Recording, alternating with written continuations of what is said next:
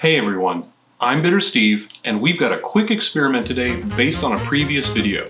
So no intro, but let's check out Hemingway Daiquiri Clarified Punch. I love that effect. In my recent Hemingway Daiquiri video, I experimented with using milk clarification to strip the color from a Hemingway Daiquiri made with a high ester Jamaican rum. And it's not just the color that gets stripped out, but the phenols too, leaving a lot of those funky Jamaican esters in the cocktail. So what are we doing differently? I've decided to sweeten up the daiquiri by turning the grapefruit juice into a grapefruit Oleo cordial, which adds a sweet citrusy kick. And I'm adding just a bit of black tea for a little extra depth, and to add some tannins, which may help in the clarification process. Because we're experimenting, I'm starting with the double dose. 2 cups of sugar, the peels of 4 grapefruits and 4 limes, and after macerating for most of the day, I've added 2 cups of white grapefruit juice.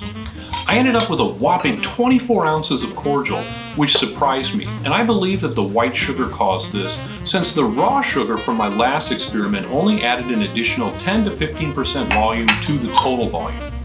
I've scaled this recipe to a quart-sized mason jar, and I want to try 2 different types of rum with this new version. That same ester-heavy Jamaican and one of those banana bombs from Worthy Park.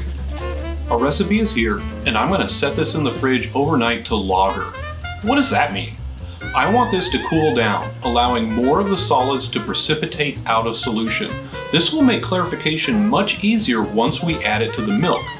As you can see, the lagering process really did wonders to take out a lot of that sediment. Remember, we'll be using a 4-to-1 ratio, and we pour the lagered cocktail into the milk and let it sit for 1 hour.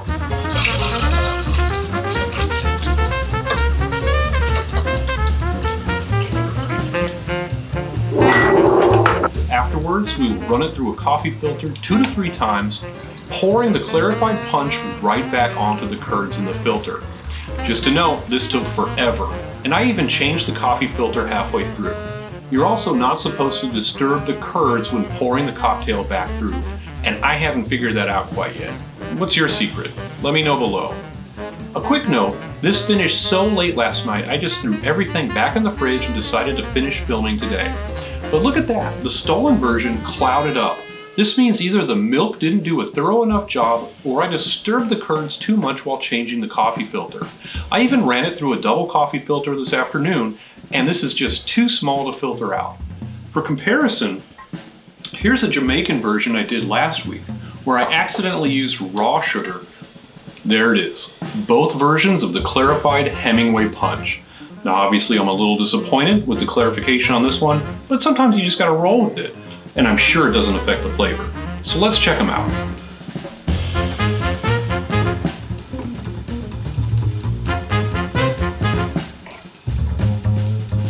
Not everyone can handle a Dunder Bomb, and the tea and the sugar certainly mellow this out a bit from the original recipe.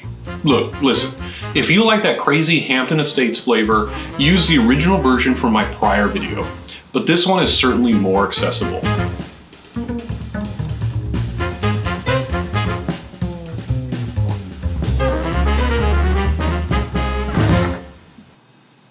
Oh your God, what the heck is this? Do this. No explanations, no excuses, just do this. Hamilton Blonde, technically any of the Hamilton Jamaicans will work. Phenomenal. Alright, that's the experiment. Absolutely successful this time. Like and subscribe, and I'll see you guys in the next video.